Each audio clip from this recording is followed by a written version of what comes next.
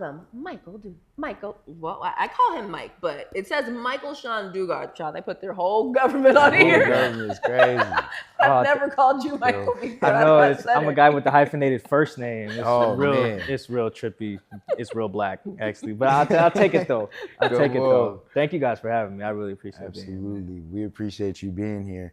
And one, just starting it off, bro, like just talk to, how does it feel to be a published author, bro? To really have a physical book right here that you can say is mine and I wrote it. It's really a surreal feeling, you know, in a lot of ways. And it really didn't even hit me until I got the advanced copies from the publisher. And they came in the box and I opened it and I was like, yo, I did that. Right. Like that's me. And it was something I couldn't focus on that much. I had a lot going on this year. I bought a house this year. I had my son. Congrats on that. I think 2 weeks before the book dropped. So it wasn't until I like had my son, he was born July 30th, I was like, oh, wait a minute. Now I can focus on my book drop. Right. You know, and to see our last name on there, my family's last name on there, that's probably the coolest thing about it. Because now I'll for some way, somehow be associated with this era of Seattle sports history, you know, right under a picture of the Lombardi Trophy, you know, forever, you know, with Doug Baldwin's name on the forward, you know, that really means a lot. Before you even open the book, you just see my name, you know, my family name in particular. I'm real big on that. You know, this chain that I'm wearing has my uncle's ashes in it. You know, this watch that I'm wearing is my uncle's watch. You know, I have my late cousin's face tattooed on me. Like, I'm a big keep your family with you, keep them alive as long as possible. You know, I gave my son my late cousin's middle name. You know, like my cousin's middle name was my cousin's first name was my son's middle name. You know, like I'm a big family guy. Is the short version of that. So just like to have a Dugar book, you know, something everybody in Dugar can be proud of, you know, from my kids to grandkids to all that's gonna live forever, connected to something, you know, significant and important. Yeah, that means the world. And even the ones that came before you, they can look back and just know that, hey, my little cousin, my nephew, you know, is doing big things and keeping the name alive. And just, it honestly aligns with the team that we had, like that era of sports that we're talking about with the Seahawks franchise and just those personalities that were on that team. Like that was one big family, and definitely something that we've like viewed Pete Carroll to push too. So it's definitely alignment with exactly what you got going. And before we dive into the book, let's talk about like kind of how you guys started with working with the Seahawks in the first place. Yeah, you know, I wanted to be, you know, on TV, you know, on First Take, yelling at Stephen A. Smith, just like Skip Bayless was. They were real hot when I was in college at Washington State. They were the thing. They were yelling about Tebow and Johnny Manziel. Every morning I'm going to class, I'm like, I want to do that. You know, and then I realized that to do that, typically you need to be a really established print journalist at a newspaper where Dallas Morning News, LA Times, Washington Post, like all those guys, like Skip, like Stephen A., those guys, they're talking heads now, but they were in the trenches, you know, so to speak, as print journalists. So I said, if that's what it takes, then that's what I'll do. I talked to my English teacher in college, and he was like, yo, you should write for the student paper. You know, that just to hear him feel like I could do that was really cool. I wrote for the student paper at Franklin High School, go Quakers, but it just felt different to do it at a college level. And then I really grinded my way to be somebody writing about pro football. I was writing about 8-man football in Northern Idaho. You know, I've written about high school wrestling in Northern Idaho, tennis, hockey, swimming. I can't even swim. You know, like I've done it all. So like I have a real big appreciation for the path that it took me to get here. I started writing about the Seahawks in 2017. I started writing about them for The Athletic in 2018. That's when I started traveling as well. I go to every game, whether it's in London, whether it's in Munich, Atlanta. You know, after we film this right now, I'm going to Green Bay, you know, tomorrow. I got a flight at 6 a.m. So like I've been grinding on this for a little bit. And I think all those years of storytelling at the smallest level, high school football, where they don't even have enough kids to field an 11-on-11 team, it really allowed me to master the art of storytelling. Because that's really what, you know, a book is, obviously, but it's one thing to just take a story that everyone is familiar with, like, you know, Russell Wilson's story or Richard Sherman's story or any big person's story. When I'm writing about a kid playing high school wrestling at Pullman High School, no one knows him. There's no Wikipedia for me to refresh on. You need to know how to do your research. You need to know who to go to talk to, how to ask questions, how to take notes. You know, you got to really use your eyes and your ears, you know, and be observant. And all that grinding work, when I got to the Seahawks, it was like second nature. It's like, I can write about Richard Sherman. I can write about Marshawn Lynch because I did the work. It's almost like boot camp, basically, for a writer. So yeah, from Pullman and Northern Idaho, you know, straight back to my hometown in Seattle. Absolutely. And so like, considering that work, that grind, meeting the dream for real, what was like that actual moment that was that transition from like, you're doing your stories in Pullman, like what was that first event that happened that landed you like in the doors of the Seahawks? And I owe a lot to Steve Cohen. I succeeded him at the Seattle PI. Steve's also one of the people who gave me an excerpt on the back of the book. He got hired at The Athletic in 2018, and after working together with him in 2017, when it was his job to hire people to cover the Huskies, the Mariners, the Sounders, he had to tab someone for each sport. When they said, "You got a Seahawks guy in mind?" Boom. He said my name. He spoke my name when I wasn't around in a positive way. And people who do that, no matter what capacity, that's always going to mean a lot to me. So I got that call in 2018. They said, "You're our guy," and again, that meant a lot.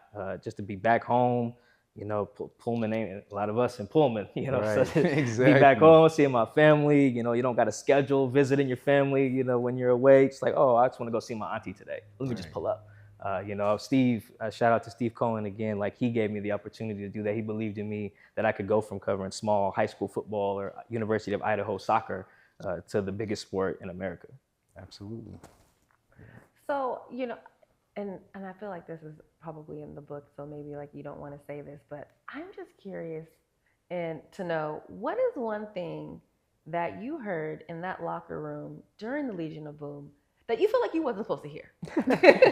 There's quite a bit, actually, but I think there's not one anecdote that stands out. It's mainly an overall sentiment. There's a recurring theme within the book is how the players felt about Russell Wilson.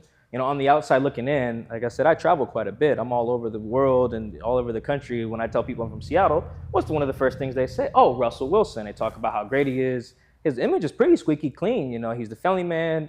He's got his kids and his wife. He's taking care of somebody else's kid. He's never in the news for anything bad, no arrests, no anything. And then you hear the people who go to war with him every Sunday, like, I don't like that cat. Right. I just don't like how he gets down. And they have all of these reasons. It's not like just one or two things. And that was really eye-opening for me to hear those conversations on and off the record about the best quarterback in Seahawks history, a Super Bowl winning quarterback, a guy who goes to the children's hospital on his day off to visit sick kids. I'm like, yo, what do you mean you don't like this guy? But they had their reasons. And yeah, those reasons are in the book. But if you don't have to be around the Seahawks that long to learn how guys felt about him. And not to say I agree or disagree with how they felt. It really just is their feelings at the end of the day. But that was probably the most alarming or shocking thing to get there. I'm from here. I grew up here. So I show up in 2017. I'm thinking Russ is damn near the mayor of the team, right. Pretty much. And I show up and it's like, no, this is a Marshawn-led team. This is a defense-led team. That guy is over there. He's cool, but we built this thing, and they loved Pete as well. So there was a million anecdotes and small stories, some of which could be printed, some couldn't, because I'd be printing some Love and Hip Hop Seahawks, basically, if I ran some of the stuff. But I think the gist is, the point has gotten across in the book. That was really the main sentiment is, no, what you think outside of the building, that this guy would be just this universally loved figure, is not. And I finished that to say, it's not just because he threw an interception in the Super Bowl. That's bad, but that isn't the sole reason. When I learned that, I was like, wow, this is kind of like real world Seahawks a little bit. Yeah, it's those grudges that you talked about in the book. And I think that what's interesting is on the outside, you think that the Seahawks are just one big happy family. Like, it seems like it's that one team where everyone gets along. It's like a big brotherhood, like everyone loves each other. But within your book, you're just kind of like, yeah, there's a lot of topsy-turvy moments in there that they just didn't talk about. And they kind of just put it aside, but did what they had to do on the field. Yeah, one thing, I don't have any siblings. I'm an only child, but I have people who I grew up with that are like my brothers and sisters. Besa being one of them, as she alluded to. But there's that familial bond that most of us can recognize, even if you don't have siblings. Like, the Seahawks were like, they're almost like, if you slapbox your little brother or your little sister in the backyard, just so you know that if we go to the mall and somebody got smoked with us, we're gonna handle ourselves and we're gonna get back home. Because that's the thing. Your parents are gonna know, hey, where's such and such if you come back by yourself or you come back with no black eye. The Seahawks were like that. They went to war at practice. They went to war. Because Pete Carroll made clear, the guy who's pushing you the hardest Monday through Saturday is the guy you should love the most, because he's getting you ready for Sunday. And sometimes that crossed the line a little bit, as it can do in the backyard. Like, yo, you slapped me too hard. Hey, what you mean? Why you suplex me? We said everything from the neck up. They really were like a family in that way. And like people who have families, whether it's siblings, cousins, whatever, it get ugly sometimes. You got that uncle that won't shut up, the cousin that always got attitude, the auntie that always late. There's just something, The Seahawks had all of that and then some. And they were all these people from these different walks of life that had this common goal, but we're all still a product of our upbringings. So you bring in somebody from Compton like Richard Sherman, somebody from Orange, Texas, somebody from Norfolk, Virginia like Cam. Russell was also from Virginia, Brandon Browner from LA. Like they had all these guys, Doug Baldwin from Pensacola, Florida. They all came from these different walks of life, and they were just raised different in some ways. They had different views of loyalty and honesty and transparency and accountability, and they were habitual line steppers. But they knew that when they went to war on Sunday, everybody had each other's back. And I think that's what's so powerful about everyone knows when they do their pregame huddle, was who's got my back. Right. That was real. That was real. Because they know they had each other's back. Right. I was kicking your back in Monday through Saturday at practice, but now on Sunday, I know you have my back. Right. And that was something really powerful about that, and I'm glad I got to chronicle that in the book. Which really leads me to one of my next questions is just like speaking about some of those team battles in practice or in the locker room, just like how you said, considering all those personalities on both sides of the ball. Like, is there any like stories or specific battles that stood out to you? Like I know Marshawn spoke about him and Earl getting into it on his Got podcast, and one day they almost fought. Like, is there anything that you saw and you was like, whoa, today was crazy at work? Yeah, I think, man, today was crazy at work. No, there's been a lot. My first training camp in 2017, they were doing a pass rush drill between the offensive and defensive linemen, and it got carried away, and it started a brawl. I'm talking full-on swinging. Michael Bennett's in there punching, Cliff Avril's in there punching, and Jermaine Ifedi, one of the offensive linemen at the time, he lost his helmet in the scuffle, and they separated everybody just like you would do, break up the fight. Frank Clark was not done yet. He was still ready to roll. Frank saw Jermaine with his helmet off and just sized him up and cracked him in the face as hard as I've ever seen someone be punched in my life. Jermaine was down for several minutes. Wow. Frank's 6'4", 255-ish. Jermaine's like 6'5", like 320, and he didn't get up for like 5 minutes. It's like, oh my, like the Simba meme, like, yo, wake him up. Like it was bad. And then they were all, that took a little bit longer for them to be cool the next day, but stuff like that I've later learned would happen all the time. And then they'd be fine the next day. I even see it now when I'm out of practice every day. You get guys just MFing each other and all this stuff, telling guys they ain't nothing and they suck and all this stuff. And then they get in the locker room. I love you. Yeah, laughing. I'm having a foundation event. I'm throwing a football fest for some kids in my hometown. You coming? Like, yo, I'm about to go eat. You want something? Like, oh, your kid's having a birthday? I'm pulling up. Me and the wife, he's pulling up. Like, it really was some of the wildest stuff I've ever seen with guys who would just push that line and just be cool the next day. I give you one story, too, that Pete told me for the book. I got to talk to him. Shout out to Pete Carroll as well. One day, Doug and Sherm were just going at it in ways he was just like, this is unhealthy. So he called a team meeting, and he walked into the meeting, and everybody was sitting down, and Doug and Sherm were sitting right next to each other. Like nothing happened. And wow. Pete was like, you know what, never mind. Like, cancel the meeting. Yeah, clearly y'all are okay. I thought you guys were just about to kill each other, but clearly you guys are fine. Like that really, it was that relationship. It toes the line quite a bit. But yeah, there was a lot of that, and I got a really big dose of it that first time I saw Frank. I'm pretty sure break Jermaine Ifedi's nose at practice. That is crazy. And then like one thing I also wanted to speak on, especially just considering a lot of personalities and everything like that, like with sports and the superstars that they birth, we know that they can like have an impact on community and everything like that. And so how would you say the development of the LOB changed like the culture for Seattle itself? Yeah, I think Seattle in the larger sports context is an underdog city, compared to like a Boston or an LA, New York, cities that have more teams and just more championships in general. The Seattle Storm are really holding it down for pro sports, in Seattle, where they got 4 championships compared to 1 for the Seahawks. The Sonics have 1 before any of us were born. And then you have the Mariners who've never even been to the World Series, right? So you kind of get this underdog sense that like, oh, we're not talked about enough. We're slept on in the national context of sports. And the Legion of Boom didn't accept that. They said, we are the favorites. We're the dogs. Forget the under part. We're the dogs. Sherm was a dog. Earl was a dog. Cam was a dog. Marshawn was a dog. And I think that was very important for the city to have. That lovable underdog thing it's not going to get you nowhere with consistency. Like, that'll get you into the spotlight, but if you want to stay there, you got to act like you belong there. Right. And the Legion of Boom felt like they belonged, well before they did, to be clear. But when they got there, I think that kind of galvanized people in a way, whether they realized it or not, consciously or unconsciously, that made them feel something. Like, we're the baddest defensive backs in the world. Like, when Sherm said, I'm the best corner in the game, I like to say he was speaking for a city. Like, we are the best right now. We're on top. And that was before they won the Super Bowl, obviously. And I think that matters quite a bit, because like you get people like who go into the Hall of Fame or get acknowledgement from outside or that are from Seattle in the larger context. We're seeing it now. Griffey's in the Hall of Fame. Ichiro just got in. Sue Bird just got a statue. Right. Like, people matter here, but there's always this sense that we're not getting enough love outside. And the Legion of Boom demanded that. They earned it. They demanded it. They let you know about it.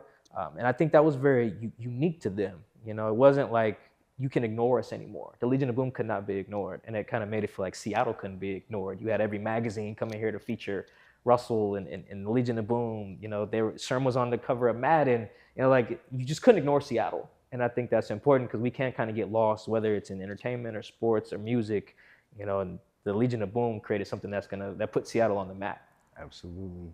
And speaking of that, and the voices and Richard Sherman and all that, so who would you say was like that voice of reason, or like the leader amongst the leaders in Boom? I think the vocal leader was Richard Sherman, obviously, but I think the kind of the spiritual leader was Cam Chancellor, because when you have someone who's just out, like the Bobby Brown of the group, essentially, you kind of do need someone to bring it back in a little bit. Like, everybody just can't be Bobby, right? And like, Bobby can't always be our front man, right, for obvious reasons. And Cam kind of brought them back to center. Like, everyone listened to Cam. Like, Sherman could talk, but I don't think everyone on the defense or on the offense was like listening and heeding his word. If Cam spoke, it mattered, you know, because he put a premium on his voice in a way Sherman would go on TV. And now he has a podcast now. Like, he was very destined to have a voice. Whereas, as you can see, Cam he ain't done nothing but he opened the Legion, and that's it. That's it. He ain't said nothing. He'll make some TikToks when they got new mac and cheese, but that's it. You know, he don't talk. So I think it was Sherm. And Sherm, what I want to do in the book, he's a perfect example of like adding context to a character. Like, his introduction to the world was calling out Tom Brady in 2012, changing his Twitter name to Optimus Prime when they went against Megatron and the Lions in 2012, you know, telling Crabtree he sucked. Like, all of these things. But if you go back to it, Sherman's been like that his whole life. You know, he's been like that since the T-ball instructor told him he was too small to play when he was like 3. Like, what do you mean I can't play? I'm Richard Sherman. I can do this. You get told that and have that mindset when you're 3. Now imagine somebody thinking they can throw a touchdown on you to win the NFC Championship. Right. Of course you're going to erupt. But I think we need that context. Like I said, we're all a product of our stories. And that's part of Sherm's story. And that's the context I wanted to provide in the book. Absolutely. Why do you feel, and not even why, let me go back to this whole Legion of Boom thing. What was the moment, because you're, in my opinion, I'm on the outside. So I see them making moves, doing their boom thing, you know, everyone is excited. But you're on the inside, so you hear their frustrations, you hear what they're saying about what the news is saying about them and the other sports anchors, et cetera. What was the moment that you were like, oh, it's working? Yeah, you know, what's working for the team? Yeah, it's working for the team, but they're gaining the love and the respect of everyone else that they actually wanted and deserved. Yeah, I think winning the Super Bowl by 35 points definitely helped. Yeah, but I think, you know, what's fascinating about that is it was in 2 parts. So the defense, they got their respect. They got all pro votes and Pro Bowls. And again, they won the Super Bowl by 35 points. They were on the cover, I think, of Sports Illustrated, Legion of Boom. And so they got their just due, you know, whereas it's fascinating on offense. And this goes a little bit back to why they felt the way about Russell. The receivers just couldn't get any respect. Kurt Warner called them pedestrian. Deion Sanders, in an interview at the Super Bowl, sat down with Doug Baldwin and told him to his face, you're not like that for real. Like, you're not somebody that the other defense will put their best corner on and follow you all game. Like, he told that to his face, and Doug sat there and he's like, I love you, man. Like, I respect you. I disagree, blah, blah, blah. And Deion was like, yeah, it's cool. It's nothing personal. You're just not that good, you know? And that was while he was at his 2nd Super Bowl, Doug was, you know? And, of course, their best cornerback followed him the entire game, so Deion was wrong. But I bring that up to say I don't think the guys on offense ever felt like they got their just due. I think they felt like Russell got too much. Right. And that kind of created some resentment, you know, whereas they thought they were fueled by Marshawn Lynch and how good they were as pass catchers and, you know, how much they loved each other. Meanwhile, this guy's on the Wheaties box. You know, this guy throws 4 interceptions in the NFC Championship game against Green Bay, then gets the interview on Fox, you know, on the field, and is memorable forever because he's crying out there with the NFC Championship shirt on. They're all like, wait a minute. He threw 4 picks. What's going on? Not to say they hated the guy, but I think that how the national media perceived them and the fact that they didn't get their just due was a big part of the story for the offense. Whereas on defense, they were like, yeah, defense got a nickname. You get a nickname, it's all marketable. You know, I went over to London in 2018. Like those guys, they're gonna live forever. You know, the Seahawks are the biggest team over in Germany. I went there in 2022. That's because of Legion of Boom. They got their just due, but there's no nickname for Doug Baldwin and Jermaine Kearse and Golden Tate and Sidney Rice. They're the receivers that were on the team, you know, and I think that is what fueled them for so long and ultimately what brought the whole thing down. But I think that's almost, I'm glad you asked that. It's almost part of the story as well. One side got their just due, the other side did not. And that I think is why, you know, they didn't win more Super Bowls and have longer sustained success like we probably think they should have. Absolutely. I think my other question was, the connection that they had when they were on the field. Do you feel that was a connection because they would actually push each other so hard during practice, and then they'd be able to push that line, but then go to the back and still be able to say, I love you? Because there were things that would happen on the field, and I'd be like, I don't even feel like that was a play. I just feel like you felt that they were going to do that, and it worked. And to where, you know, nowadays we have these new seasons of new players and people are just hoping and praying that we'll get another Legion of Boom type. I mean, obviously you can't replicate that, but people just kind of hope for that vibe to happen again. But I almost feel like that connection that they had was magical, to where if they all weren't on the field at the same time, it just didn't work. Yeah, I think so one thing I get asked a lot these days since I wrote the book is like, do I see any commonalities between the current iteration of the Seahawks defense and the previous one? And I just don't think that we'll ever have a Legion of Boom because of what you mentioned of how much they cared about each other, how much they knew about each other. You know, it's weird. I think we're in the information age where we all know too much about each other, just generally. But like there is something to be said for knowing the people that you work with on a day-to-day basis and knowing what's their why. Like, why are they doing this? Particularly in something as physical as football. You talk to these guys about what Monday morning feels like. It's the worst thing in the world. You got wives helping them go to the bathroom, you know, before work. Like, they can't get out of bed. They can't lift their kids because they done separated their shoulder the day before, you know, like, but then they'll go do it again the next Sunday. Well, why? Because they know the guy next to them will too. He'll get the Toradol shot. He'll pop the pain pills. He'll do whatever. He'll do the treatment. You know, he'll walk around with a sprained MCL or, you know, broken ligament or torn ligament somewhere because he knows that you'll do the same thing. And there's just power in that. And I think the other part that was so unique, there's two that will never be replicated with these guys. One is like good and bad. We're kind of in a mental health consciousness in sports, particularly with black men in sports. I think that we just weren't before. Like before it was more comfortable, I think 10 years ago to say, oh, you're angry because you didn't get enough hugs? Go hit someone on the field and make a lot of money and you'll be okay. It's like, no, that's super unhealthy, but it worked for that team, you know, like a lot of those guys were channeling childhood traumas and being really good at football. That was great for the team, but that's pretty unhealthy as a general thought. And I think now if that's what guys were to admit was their why, you know, we'd just get them a therapist and they wouldn't catch as many touchdowns. But I think the other thing that really helped is that they were all in the same place in life. Like Sherman was single when he got here. Cam was single when he got here. None of them had any kids. You know, Earl had a girlfriend but didn't have any kids at the time. Like Brandon Browner, all these guys. Brandon had kids, but he was still like a young man. Like I think they all grew together. I think that's important as well. You know, the older we get, you know, sometimes you just have this deepest connection to the people who like were in the same place in their life as you know, for better or worse. So I think that was something that's hard to recreate because players get hurt, guys get traded, blah, blah, blah. Like the Legion of Boom was acquired over the course of just 2 years. The secondary, just 2 seasons. That's it. You know, so you got all guys who are in their mid-20s, all single, all bored on a Friday night. Let's go play some darts. You know, like, oh, let's go hang out in the off season. It's hard to get that, you know, now and get it channeled right and everyone stays healthy. So I think there was a lot of factors that makes the Legion of Boom unique, both on and off the field, that we'll just never see that again. Even if we see a defense that's statistically as good, I don't think the bonds can ever just be as strong. Right. And then just hearing the mindset, the uniqueness, the environment of just that team and overall just locker room and atmosphere, how do you feel like that like rubbed off on you when you approached like your journalism when it came to writing about those players and just overall just expression of your craft in general? Yeah, I think I always knew that humanizing the subjects was important, but it just took it to a new level here. I think in particular, a name that a lot of people wouldn't probably associate with getting a lot of ink in the book is Brandon Browner. Like Brandon went through quite a bit. He was one of those guys channeling childhood trauma into football because that's what people told him his whole life he was going to be good at, and they were right, obviously. But then what happened when Brandon didn't have that outlet? Well, he ended up doing a bit in prison for attempted murder. Like, and that cost, yeah. Yeah, and that's not surprising at all. If anybody who knew Brandon growing up in Pacoima in California, like, yeah, that makes sense. He didn't have football anymore. Well, we told him violence would make him great. Well, now he needs something to do, you know? So I think that, and Brandon ended up getting help in prison and all that, and I quote him in the book as well. Like, just the humanizing of the subject is really important to me because like, especially in football where these guys you can't see their faces when they're on, as opposed to a baseball player or a basketball player or soccer or something like that. And I think that's important. That changes so much. Like, it impacts how people view you when they can see you smile, you know, like see your mannerisms. Like that's huge. Think of how many people are marketable because of a smile or something that has to do with their face.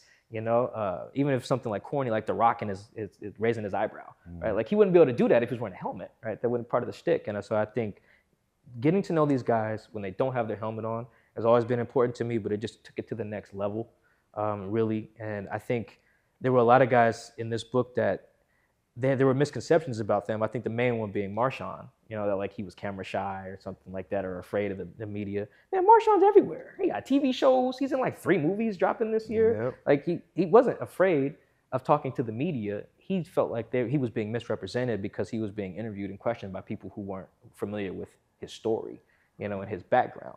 And once I learned that about Marshawn, who I had a funny interaction with him before I wrote the book, like once I learned that about him, it really just took it up a notch. Like, you got to humanize these guys. Like, you can't present yourself as an outsider. You got to take yourself into their world, and that's what I tried to do in the book. Right. And how has been the feedback on the book, whether it be from your peers, ex-teammates, coaches? Like, how has been the overall feedback about your book? I think the first thing that made me feel really good about the book, even before it came out, was that Doug believed I could do it, because I was really nervous about it. I went to go meet up with Doug in Renton. You know, he's doing his investing stuff now and got a community center and everything. And I was really nervous. You know, I really wanted to do this pitch to him, this long spiel. I had it ready, practiced in the mirror type of thing about getting him to do the forward, thinking I'd have to spend like an hour talking him into it. Right. Sat down with him. I was like, hey, Doug, I really want you to do the forward. He was like, oh, that's what you want? Yeah, I'll do it. I was like, oh, dang, I just wasted, you know, all this time preparing. But the reason he later explained that he believed in me to do it because he knew I understood the empathy required to tell the stories, you know, like off rip, that just gave me a lot of confidence. And even in like a lot of the interviews I did on Zoom or in person, sitting down with guys invite me to their houses to do these interviews, like they all said the same things, like, we know you'll do it right, you know, and this is before they read anything. And I thought that meant a lot to me. And then since the release, I feel like the people who have been able to get through the whole book have understood what I was trying to accomplish. It's not just, here's a Wikipedia page of the Legion of Boom era printed in a book for $28. No, that's a waste of everyone's time, including mine. It really is to go deeper on the main characters, on Pete, on John Snyder, on Richard Sherman, on Russell Wilson, on Ken Chancellor, on Bobby Wagner, like all of these people. You know, I think that was the goal, and the people who have read it, that came across. And I think the other thing that the people I've talked to who are outside of Seattle that have read it, they also got my other goal, which was to make you feel something about this era and learn something new. I love talking to fans from Philly who've read it, or Chicago, or like, you're an NFL fan, but you don't really know what happened over here. You're not embedded in the Seattle community. I talked to someone who was from Philly who read the book, and he was, oh my God, I had no idea. It's like, yes, that's what I want, right there, you know. So I can't wait for more feedback, good or bad. I'm just used to it. I just want people to experience it. I wrote this book. It took me 2 years to write it. I wrote half of it while I was on paternity leave, taking care of my daughter, and planning my wedding at the same time. So like, I almost blacked out writing it. So it's like, when I read the final copy right before it printed, I was like, man, this is something I can be proud of. I can't wait until people get this. So far, so good. That's what's up. And speaking of being proud of and, you know, commending you on your work, like, we actually wanted to give you a gift in that celebration of having this book and give you this bottle, because, you know, it is almost the weekend. It is almost the weekend. You know? And so we just wanted to gift you with that, man, so you can be able to cheers to your celebration with your family and whoever else you've been celebrating the hard work and having this book be out, man. We just wanted to this means a lot. Thank you so much, man. I'm so proud. I'm happy to sit down with you guys, man. it means so much to me. We got the sign up here that says Black Media Matters. You know, like I try to go to the National Association of Black Journalists conference when I can. You know, and link up with Jerry Brewer, who runs the Seattle chapter of Association of Black Journalists. Like the Black media does matter. You know, like I mentioned with the mental health, that's a part of it. Like that, I think not to say someone Black had to tell the story, but I'm glad I got to do it first. You know, because I do think there's a level of care that was required. And that you really got to understand, you know, especially dealing with someone like Marshawn. You got to understand, Marshawn. If we got time, can I tell the Marshawn story I alluded to? Because it was really funny. Absolutely. So it's funny because you brought up, they got my full name on there. So Doug says he'll do the book. And then he's like, I can get you Marshawn. I'm like, oh, this is great. Like, this is shout out to Doug. All right, so I get a random call one day from an Oakland number. I have to answer pretty much every unknown number because so many agents and sources will call me the numbers I don't have saved. So unfortunately, I answer everything. I answer it, and I'm like, hello, this is Michael Sean. And no lie, he's like, Michael Sean? Your name Michael Sean, bruh? I'm like, yeah, you know, people call me Michael. My name's Michael Sean. He's like, your name Michael Sean? My name Marshawn. I could be your pops. And he doesn't say hello or nothing. This is the first interaction. I'm like, well, I hope you're not my pops. You know, my dad's name is Michael. Like, I was so confused. You know, he doesn't mention it, doesn't say what up. You know, and then we got to talking, and our schedules didn't align for me to end up doing the book with him. But it's like that was my first one-on-one interaction with Marshawn, and I just felt in that convo, just like that's how I can see why people run through a wall for that guy. You know, just because like the way, like even just saying like, yeah, man, Doug said that you're doing a book and I should do it, so I'm gonna do it, you know, because he was like, Doug's my son too. I was just like, you know what, I can see why people, I've always known, but that was my first like one-on-one interaction with him, you know, and like I said, our schedules didn't line up. The day he texted me we could do the book interview, I was putting on my tux to get married. I was getting married in like 30 minutes. And I was like, text him back, I was like, dog, I'm getting married, like, can we do it another time? He's like, congratulations, boss. And that was it. But like, yeah, that I'm never gonna forget that. Just like you said, I didn't whole names on the book. It sounds like his personality shined through in that conversation. Oh man, and after that, I was like, I gotta make sure the Marshawn chapters are correct. Like I got to, and those ended up being my favorite chapters in the book. Oh, that's what's up. Well, before we get out of here, we're doing something different. I actually got like a quick little game for you. Besa came up with the title. Okay. It's called Rapid 12. I'm going to give you rapid fire 12 questions. Pretty much there should be a one answer question, but you know, we'll just kind of get your take on, you know, a little Seahawks facts and just, you know, what's your things you like. Okay. All right. So rapid 12, just firing off. All right, favorite Legion of Boom member? Ooh, Richard Sherman. Okay. Favorite Seahawk of all time? Doug Baldwin. Doug Baldwin. Most exciting play ever witnessed? Ooh, okay. This is a tough one. I think I'm gonna go with Tyler Lockett had a toe-tapping touchdown on Thursday Night Football. I want to say in 2019 when they had on the action green uniforms, back corner of the south end zone. That might have been the most athletic play I think I've ever seen. Heard you. Okay, and now considering the Super Bowl winning team, what would you say? Like, would you rather prefer the offense or defense? What was your favorite? I'm gonna go with the defense. I'm gonna go with the defense. Okay. They had the right attitude that I like. Heard you. All right, Marshawn Lynch or Sean Alexander? Oh, Marshawn. You heard that story I just told? You think I'm gonna pick Sean? Hey, you know, Sean Alexander after that? No, man, I gotta go with Marshawn, who is not my pops. Gotta go with Marshawn. All right, CenturyLink Field or Lumen Field? Oh, you know, I actually like CenturyLink. I like the Clink as the nickname as opposed to the Lou, because that's the bathroom. You know, I don't like people call it the Lou. Clink is a lot cooler. Okay, and then speaking of jerseys, the Wolf Gray uniforms or the Action Green? Oh, I'm a big Action Green gang. If you search that on X right now, it's probably just all tweets of me. Since like 2016 or whenever they got those, I'm a big highlighter color person. I love them. Because that was the like neon edition, right? Oh yeah, those is fire. Yep. Okay. And then a couple more questions here. Richard Sherman trash talk or Cam Chancellor big hit? Oh man, no, I that's a tough one. I gotta go with Richard Sherman trash talk. He's got so many good ones, but I really think that when he told Skip Bayless, "I'm better than you at life," like That's true. that's heavy. That's true. It's just so pointed, and just so succinct. As a journalist, I kind of self-edit when I write. With the way Cam Chancellor was doing Vernon Davis like that, you sure? Yeah, no, Vernon's recollection of that. He told it to a bunch of kids in D.C. A few years ago, and it's on camera. And just his recollection of that, like, you would think he got hit by the Hulk. Like it's almost like it happened yesterday. Like I said, that's a tough one. But as someone who's really big into like words, obviously, yeah, I think Sherm just really sticks with me. Okay. Winning the division or beating the 49ers? Ooh, you know what? That's a tough one as well. I'm gonna go with the division because it's worthy of like celebration, like with something like champagne, a cigar. Right. Like Jamal Adams smoked a cigar at his press conference when they won in 2020. I love that feeling of victory. Which thank you guys. I'm gonna feel that later. Yep. Okay. So Beastquake won or the fake field goal against the Packers? Oh man, I think this is tough as well. I'm gonna go with Beastquake. That's tough. The earthquake is crazy. Yeah, and on top of that, Marshawn really gave like he said it was like an allegory for like his upbringing. He kind of described it as like I'm jumping over poverty. I'm running through like my past. Like it was incredible. That's deep. Like Marshawn just dropped in the word allegory was fire too.